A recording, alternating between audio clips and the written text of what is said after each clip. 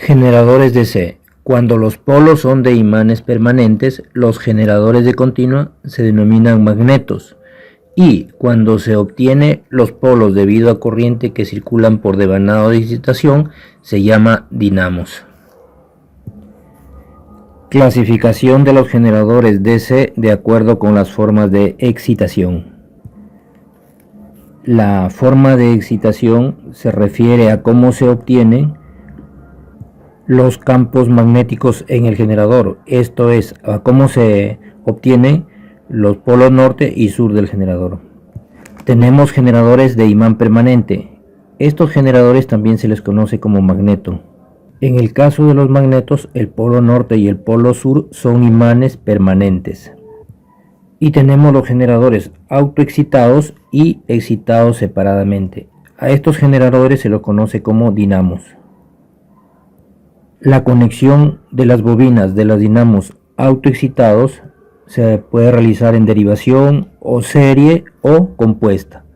Y la compuesta puede ser acumulativa, diferencial, y a su vez estas pueden ser derivación larga y derivación corta. En el caso de los magnetos, los polos son de imanes permanentes. En este caso el polo norte y el polo sur son imanes permanentes. A los magnetos también se les conoce como máquinas PM.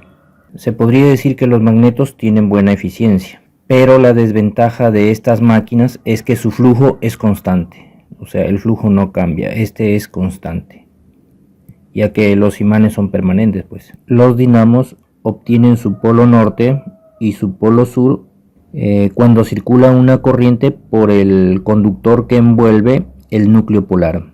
Tenemos la dinamo shunt o en derivación. Los terminales de esta dinamo son F1, por donde ingresa la corriente, ¿no?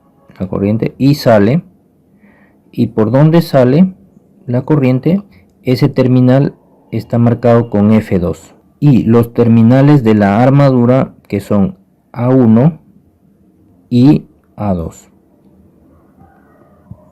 Tanto del terminal A1 como del terminal A2 van a ir a la carga. Se va a conectar a la carga, va a salir la corriente, los amperes. Pero del F1 se conecta a este terminal y el F2 se conecta a este terminal. O sea, el F2 a la 2 y el F1 a la 1. También podemos decir que estos están conectados en paralelo, pues la bobina de la excitación y la bobina de la armadura.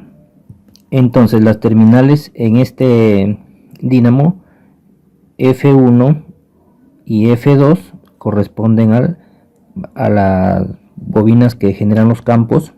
Entonces podemos decir que estas son de campo.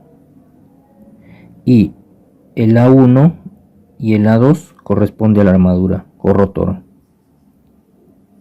La bobina de campo o las bobinas que están pues acá generando, que se hace para generar el flujo magnético, se hace con un alambre de muchas vueltas, muchas espiras,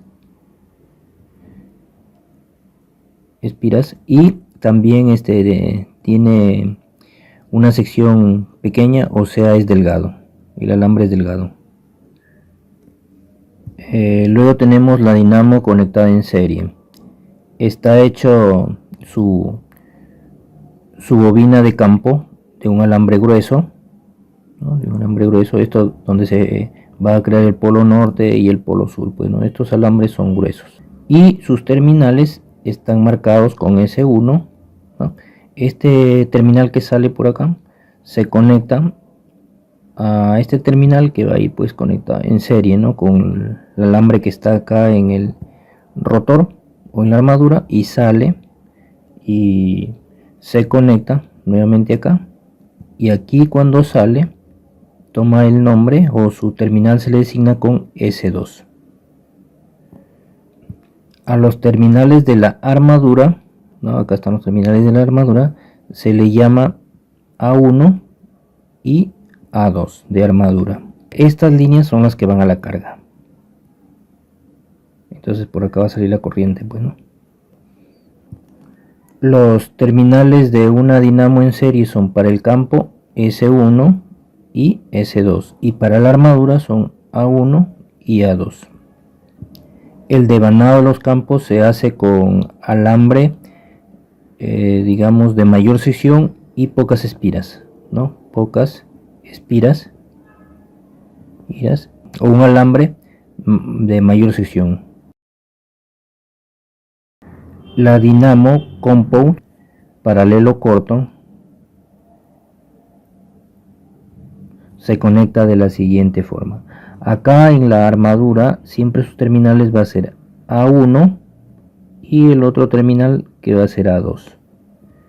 Aquí vamos a encontrar la bobina serie y la bobina shunt. Entonces a esta bobina le vamos a marcar con S1, que será la entrada a la serie. A esta F1, que es de campo, a este terminal de acá le vamos a marcar como F2, ¿no? F2, y a este terminal de acá le vamos a marcar con S2. Entonces este terminal de acá va a ir a la carga, va a estar conectado con la carga. El F1 se conecta con el A1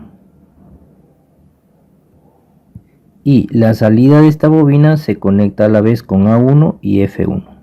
F2 se conecta con A2 y la entrada de esta bobina se conecta también con A2 y S2, ahí está. Y esta salida de S2 va a la carga. Entonces por acá saldrá la corriente. Los terminales que vamos a encontrar acá van a ser A1 y A2 de la armadura. Ahí está, A1 y A2. S1 de serie y S2 de serie, y F1 de campo de field y F2. Tenemos la dinamo comput de paralela larga. Este terminal de acá va a ir a la carga y este terminal de acá va a ir a la carga. Entonces por acá va a estar saliendo la corriente. Este terminal se marca con S1 y este terminal se marca con S2. El terminal de la armadura, entonces aquí tenemos A1 y A2, corresponde a la armadura. Y el terminal, este terminal de acá es F1 y este terminal de acá es F2. Si nosotros le seguimos el hilo a este alambre, entonces llegamos pues hasta acá, ¿no? Hasta el F2, ¿no? Llegamos acá al F2. El F1 se une acá pues a la línea que va a la carga, y el F2 también se une a la línea que va a la carga. Este terminal de acá se une a la 1, y el A2 se une a este terminal. En un generador comput de paralela larga, en su caja bornera encontraríamos 6 terminales: el A1 y el A2, el S1 y el S2, el F1 y el F2. Veamos la curva característica de la dinamo en derivación o shunt. En esta dinamo, cuando hay 0 amperes, en sus bornes, en sus terminales, hay un voltaje que llega hasta acá, hasta el punto A. Pero a medida que la corriente va creciendo, la corriente a la carga va saliendo, el voltaje cae. Entonces va saliendo más corriente, el voltaje cae, hasta llegar hasta este punto donde sería la máxima corriente de carga acá, ¿no? Y más adelante ya no se le puede pedir más corriente a este generador. Entonces el voltaje cae hasta acá. Ha habido una caída de voltaje, digamos, de esta cantidad, de este valor. Como podemos ver en esta gráfica, a medida que aumenta la corriente, cuando aumenta la corriente, hay caída de voltaje. Esta dinamo se emplea en casos en que se desea un voltaje prácticamente constante con cualquier cambio de carga. En la curva característica de la dinamo en serie observamos que cuando no hay corriente de carga, o sea, no hay corriente de carga, el voltaje en los bornes es muy aproximado a cero, ¿no? Porque para que digamos aparezca voltaje acá, ¿no? Para que aparezca voltaje acá, tiene que haber una corriente que circula, pero esta corriente tiene que ir por los campos, tiene que ir por el devanado del rotor y salir, pues, ¿no? Salir a la carga. Pero en el caso de que no hay corriente, simplemente el voltaje es cero. Aquí recién aparece voltaje en la carga cuando hay corriente, ¿no? Hay corriente que está yendo a la carga, ¿no? Hay corriente que está yendo a la carga, aparece voltaje, corriente, así, ¿no? Hasta llegar a este punto, ¿no? Donde aquí obtenemos este voltaje. Del punto A al punto E, si digamos la carga pide más corriente, ¿no? El voltaje cae. A estos dinamos también se les llama dinamos de intensidad constante, ¿no? Fíjense, a pesar de que el voltaje está cayendo, la corriente prácticamente se mantiene, pues, ¿no? Entonces aquí está la corriente. Tenemos las curvas de carga de una dinamo cómput. Cuando el devanado de excitación en serie presenta demasiadas espiras, se obtiene un comportamiento hipercómput, y este es análogo al de la excitación en serie, donde la tensión en los bornes crece al aumentar la carga. El hipocómput en el devanado en serie presenta menos espiras, por eso disminuirá la tensión en los bornes al crecer la carga. Si la corriente de excitación circula por el devanado en serie en sentido contrario, el campo magnético que da lugar se opone al devanado de derivación. En este caso, el comportamiento es un cómput diferencial, también llamado anticómput o de excitación sustractiva, y se representa pues con esta curva, ¿no? Su característica, su funcionamiento. La dinamo cómput no debe quedar cortocircuitada, pues posee un devanado de excitación en serie.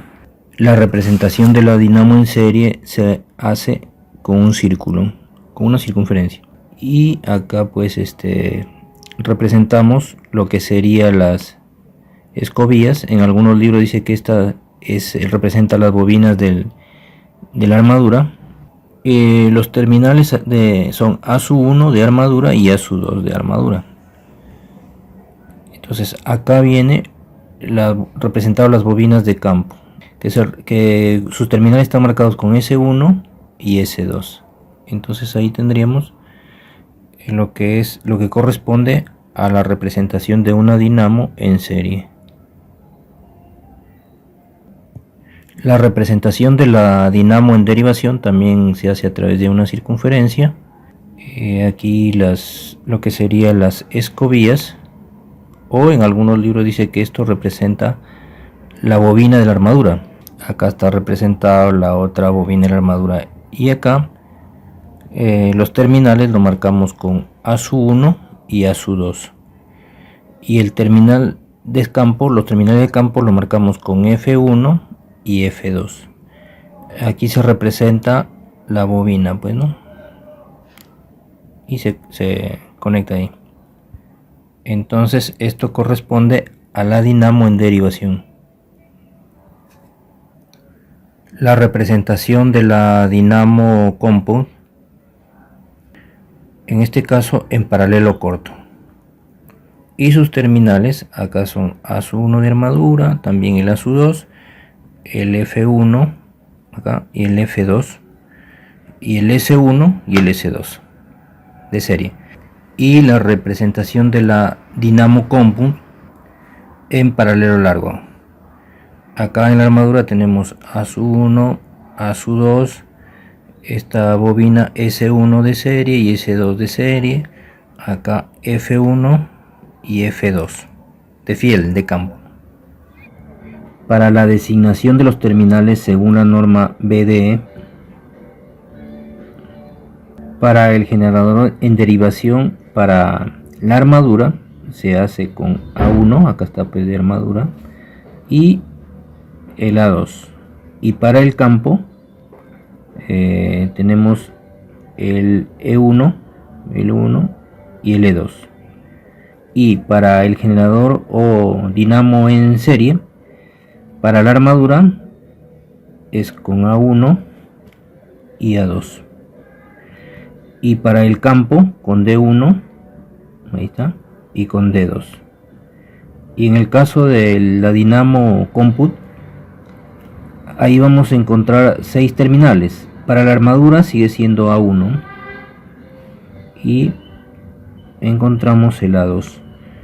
Para los campos, el E1 y el E2. Y también está el D1, acá el D1. Seguimos acá y va hasta el D2.